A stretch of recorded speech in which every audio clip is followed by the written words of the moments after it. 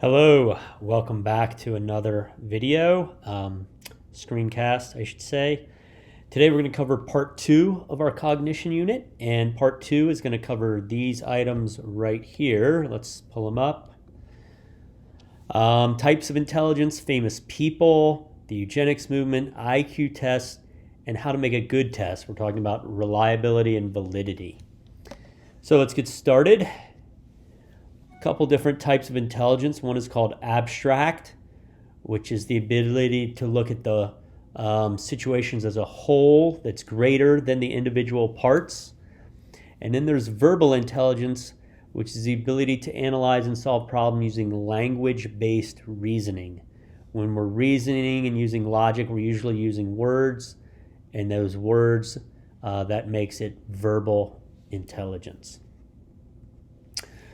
Another two types of intelligence, crystallized and fluid.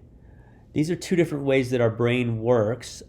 Crystallized is knowledge that comes from prior learning, things you learned in your biology class, your world geography class, or at any point in your life, facts that you have learned.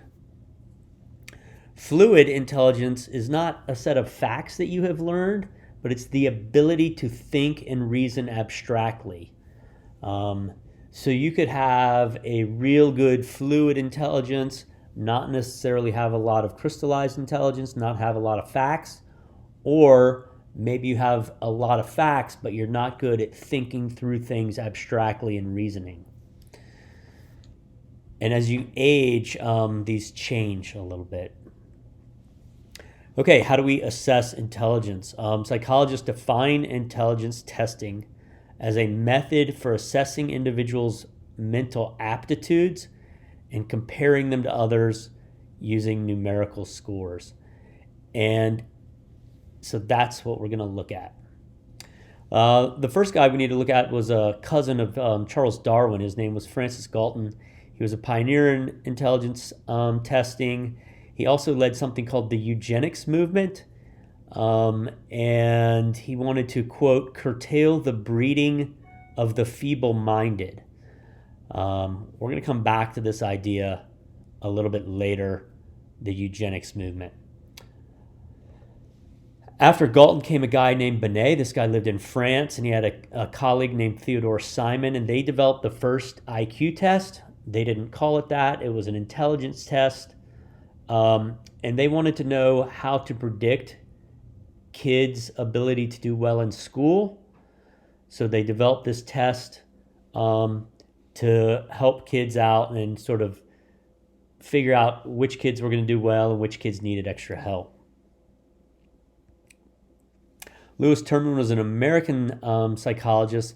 He took what Binet and Simon had done in France. He adjusted it for American children. He called it the Stanford-Binet test. And he came up with the idea of IQ, which stands for intelligent quotient. And to get the intelligent quotient, you took your average age if you were 10 years old. But if your scores were the equivalent of what most 9-year-olds score, then you would be a 9 over a 10 times 100, you would have an IQ of 90. So if you were 10 and you scored of an average of a 10-year-old times 100, you would have a score of 100. So a score of 100 on an IQ, that's the average score. Okay, when we're talking about tests, there's two things you need to know, two types. One is an achievement test and another one's called an aptitude test. An achievement test is like what you do in school, and your normal test, your AP Psych test will be an achievement test. It's testing knowledge you possess, specific things you have learned. So the ACT, the SAT, the AP test will all be achievement tests. An aptitude test, which is another name for an IQ test, an aptitude test is trying to measure your capacity to learn new information. So it's measuring how well you can think and reason and use logic, which is different from knowing how many facts you have already learned. Okay, when psychologists look at IQ scores over time. They've noticed something called the Flynn effect, which is in the past 60, 70, 80 years, IQ scores have gone up, which is weird because it seems like IQ scores should just be the same. Like 10-year-olds have the same IQ as 10-year-olds 20 years ago, and 20 years before that, and 20 years before that. But it's not the same. 10-year-olds have higher IQs now than they used to. So it's called the Flynn effect. They don't know exactly why, but they think there's a bunch of factors. Diet is better. Parenting methods are better. Elementary schools are teaching more, and preschools. No more lead in the pipes and in people's houses causing children to have brain damage. So there could be a bunch of things that explain the Flynn effect. Okay, unfortunately, there's one thing that can affect how well you do on an IQ test. That's called the stereotype threat.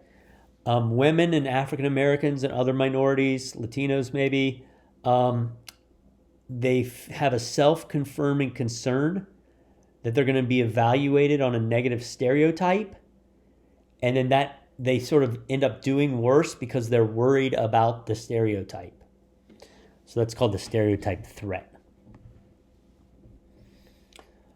Okay, so the modern IQ tests, there's a couple of them that are still used today that have a name, specific names. They were designed by a guy named David Weschler.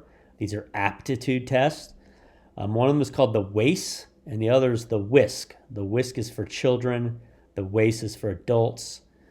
Those are used by our school district. The WAIS measures overall intelligence, and it has 11 different subfields that are designed to measure different aspects of intelligence. Okay, back to this idea of the eugenics movement. The eugenics movement was using IQ scores to change society by advocating selective breeding and restricting immigration. They kind of favored Northern Europeans, so white Northern Europeans, and they didn't want to let immigrants come into the country. They would give immigrants tests, and even though the immigrants didn't speak the language, they would give them a low score and they would prevent them from coming in. They would also use forced sterilizations of people, unwanted sterilizations, so people who scored low on IQ tests would lose their ability to reproduce and have children against their will. So that's a major violation of human rights. So this was kind of a real stain on the field of psychology and the field of testing. And some people today still kind of feel like IQ tests have this bad history and shouldn't be used for that reason and for other reasons. Okay, how do we make a good test? For an acceptable test, there have to be 3 criteria. It has to be standardized, it has to be reliable, and it has to be valid. So what do we mean by that? A standardized test involves giving the test to a huge group of people and getting average scores.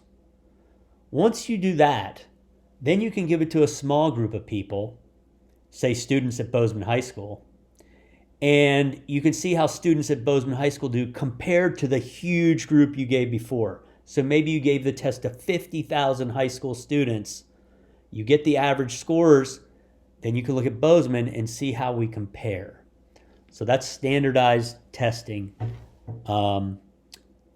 With the AP Psych test, they do that. They give it to thousands of college freshmen who have taken an introductory to psychology class, and they get the average scores of the freshmen, and then they evaluate high school students based on that. So it's called, the test is normed by college freshmen. Here's the normal curve. So this is how you norm something. We looked at this curve earlier in the year. Within 1 standard deviation, 68% of the people score within that. Within 2 standard deviations, and 95% of the people score within that. And then you have the tail that's high and the low tail that are gifted kids. So what about reliability? Our test is reliable when it yields consistent results. Over and over again, you get the same results. So there's two types of ways to measure this. You can go split half reliability, divide the test into 2 equal halves and see if people score on the same on the first and the same on the second. And then retest reliability. You give the test once, see how people score, give the test later, see how people score. So that's test, retest. Finally, you have validity. Validity refers to the test measuring what it is supposed to measure. So if the AP Psych test has questions that are just on the units we've studied, it would be valid. If it also had questions from your physics class, and I said that the test was measuring AP Psychology, but it had physics questions, it would not be a valid measure. So that would be content validity, refers to the extent a test measures a particular set of content, a set of behaviors or traits. And then predictive validity is how well does the test predict someone's ability to perform in the future. Now, an important relationship between reliability and validity. A test can be totally reliable. People get the same results over and over again, but that doesn't mean it's valid. So if I gave you an AP Psych test that had physics questions, you'd get the same results. You would miss the physics questions, unless you're good at physics. But it wouldn't be valid. So it would be reliable because you get the same results, but it wouldn't be valid because it's not measuring what I say it's supposed to be measuring. Okay, that's the end of part 2. I hope you enjoyed it. If you have any questions, see me in class.